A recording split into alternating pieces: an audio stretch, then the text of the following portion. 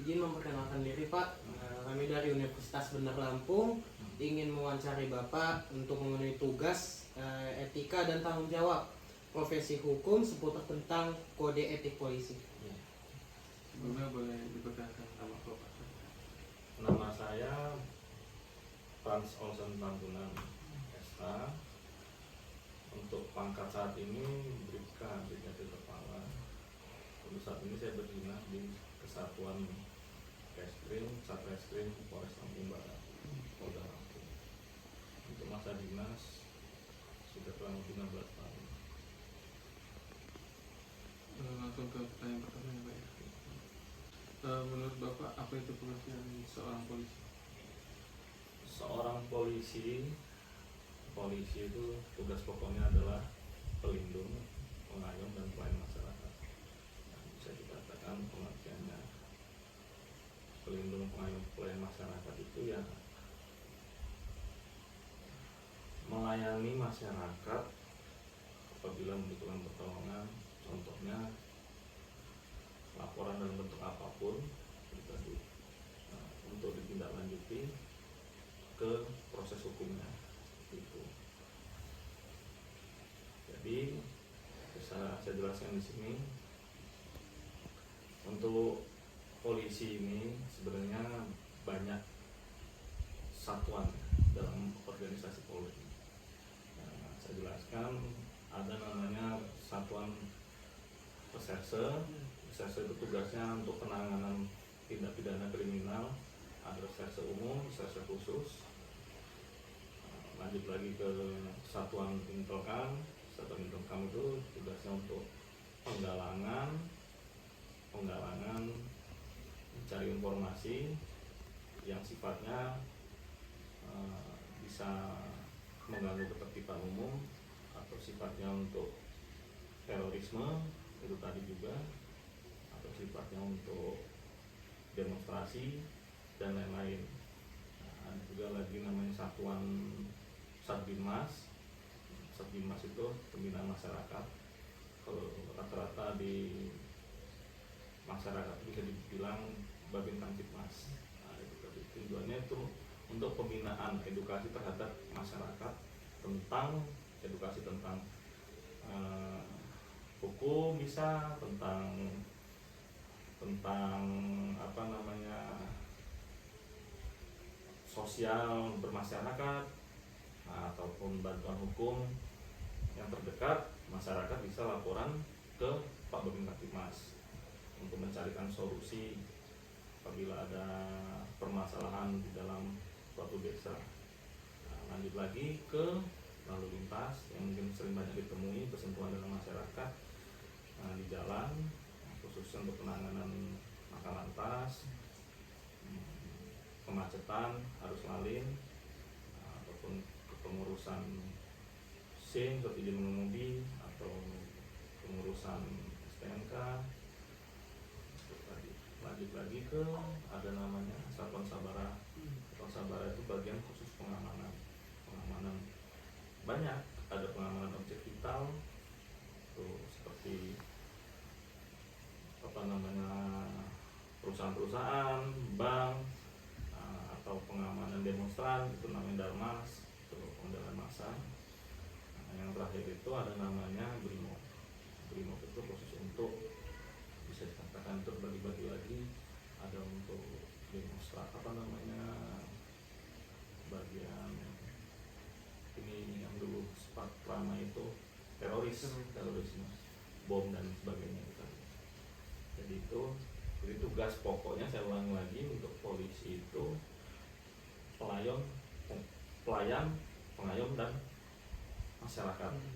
Pelayan masyarakat.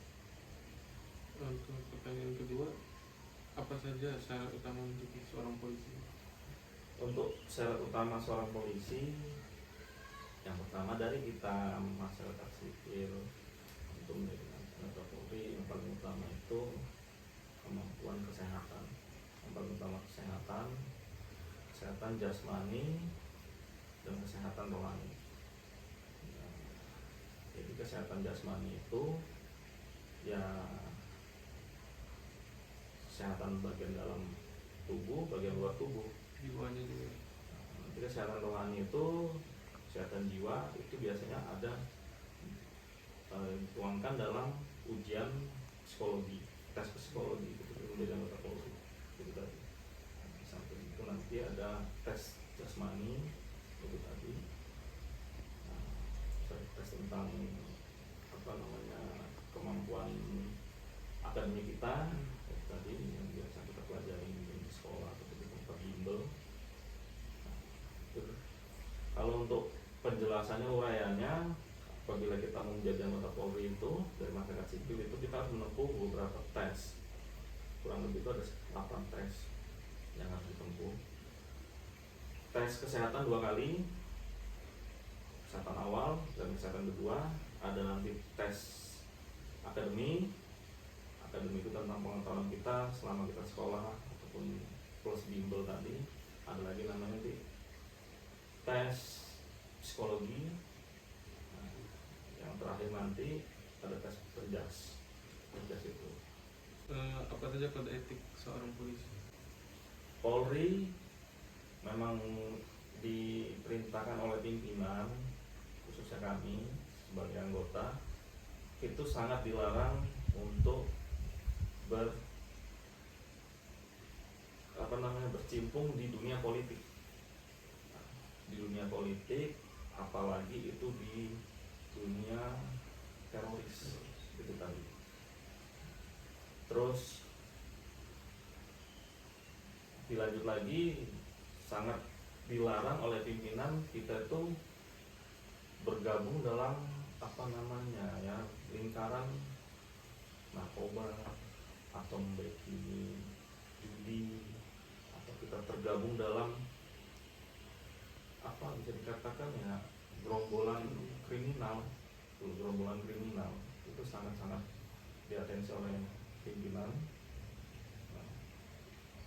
Ya intinya saat ini mungkin dengan situasi seperti ini ya, atensi pimpinan terhadap anggota Polri itu bagaimana caranya untuk meningkatkan kepercayaan masyarakat terhadap kita. Jadi jangan sampai kita melakukan pelanggaran sekecil apapun yang dapat mengurangi rasa percaya masyarakat terhadap Polri saat ini. Seperti itu. Untuk polisi sendiri, hak dan kewajiban mereka sebagai polisi apa? Hak dan kewajibannya ya, kalau untuk kita harus melaksanakan kewajiban kita dulu baru kita bisa menuntut hak kita.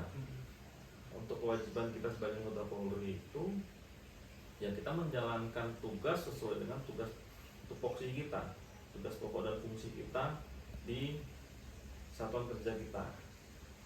Misalkan kita ya tugas sebagai anggota reserse, misalkan ya kita ketika ada masyarakat yang merasa sebagai korban, ya penanganan pertama kita harus cek TKP. Setelah kita cek TKP, sudah masuk ya menurut kita di situ memang ada tindak pidana kriminal, ya kita undang korban untuk laporan di kantor polisi. Setelah laporan itu wajib kita terima. Nah, setelah kita terima itu wajib kita tindak lanjuti.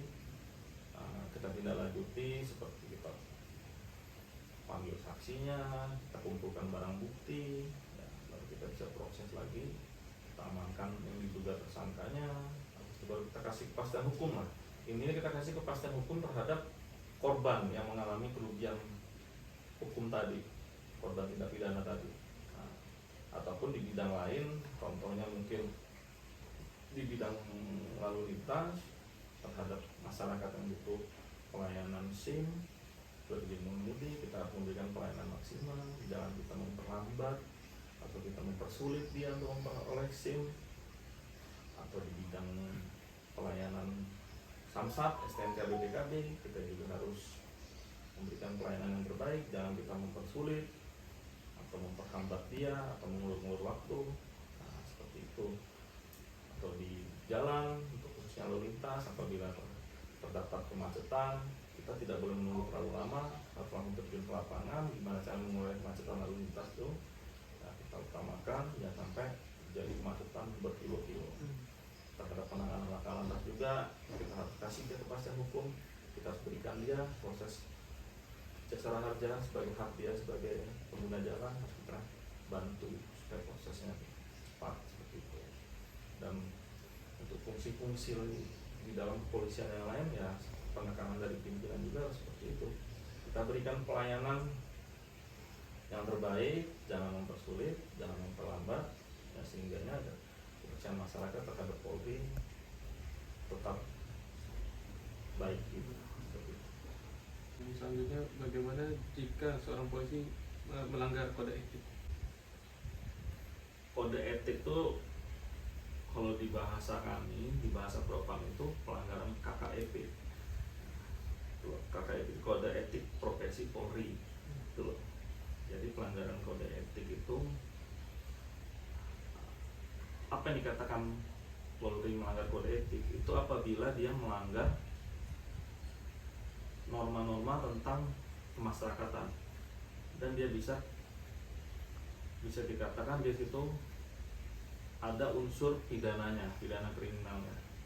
Nah, contohnya oknum terlibat dalam peredaran narkoba, nah, dan dia terbukti bahwa dia terlibat dalam peredaran narkoba, atau dia menjual, atau dia membacking, atau dia yang memasok, menyimpan.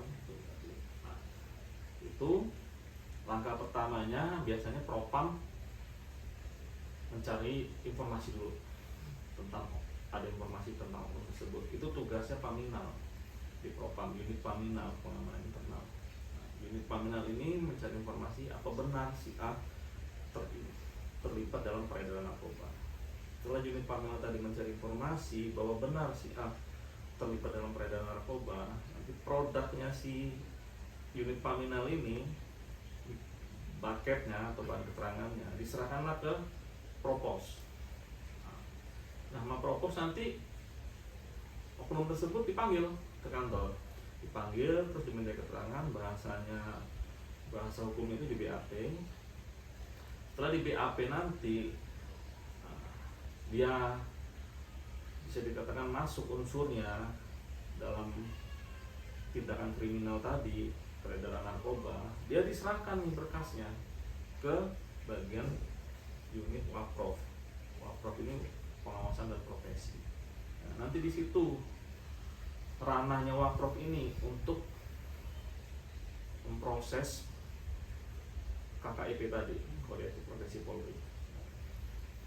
Jadi diperiksa ulang lagi dia, setelah dia diperiksa di Propos, diperiksa ulang lagi dari Waprov. Setelah diperiksa di Waprov, oknum tersebut terbukti dengan 2 alat bukti, dia terbukti bahwa dia melakukan tindakan kriminal. Nah, habis itu dia disidangkan, namanya bahasanya sidang kode etik Polri, KKEP.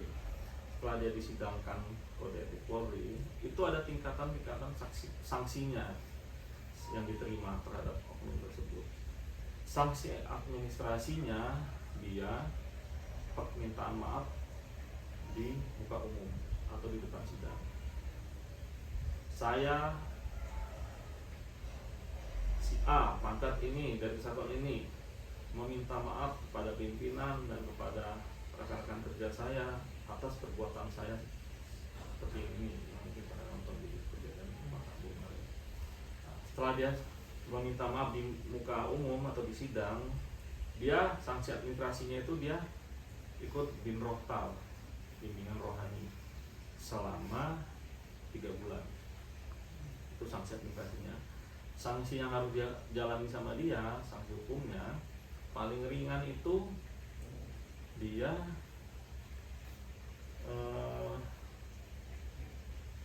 mutasi. Nah, mutasi ini ada dibagi lagi, mutasi ada 3. Mutasi satuan kerja, contoh dia mungkin pada saat itu dia di bagian reserse, dia kemudian dimutasikan ke polsek pedalaman, atau dia dimutasikan ke unit sabara. Jadi katakan unit sabara yang kerjanya nggak terlalu banyak, inilah. Nah, itu tingkatan paling rendahnya kalau mutasi. Naik lagi dia mutasi antar Polres. misalkan dia tadinya di kota nih, mau dia dibuang kemana, dan tempatnya jauh di Mesuji, apa di Baikanan sana, nah, itu tadi. Atau dia dinasnya di metro, di tempat yang jauh, dan dia nggak mungkin dinasnya dimutasi ke kota. Lebih beratnya lagi, dia mutasi, sanksi mutasi antar wilayah, antar polda. Contoh misalkan dari di Polda Lampung, biasanya dialami untuk anggota Polda Lampung ini mutasinya sanksinya ke Papua, Polda Papua, atau ke Polda NTT, atau Polda Maluku, atau Polda Kalimantan yang jauh. Nah, jadi meningkat lagi sanksinya nih, dari sanksi tadi mutasi meningkat ya sanksinya ke PDH. PDH ini pemberhentian dengan hormat. Pemberhentian dengan hormat ini dia bisa dikatakan pensiun dini lah, itu tadi. Jadi dia masih mendapatkan hak-hak dia sebagai mantan atau ex anggota Polri, tunjangan pensiun atau sisa gajinya berapa persen pada saat dia aktif, baiknya misalkan 5 juta. Nah, nanti mungkin setelah dia diputus PDH tadi mungkin gajinya sisa 4 juta, 3 juta setengah. Seperti itu. Meningkat lagi, sanksi paling beratnya itu PTDH, pemberhentian tidak dengan hormat.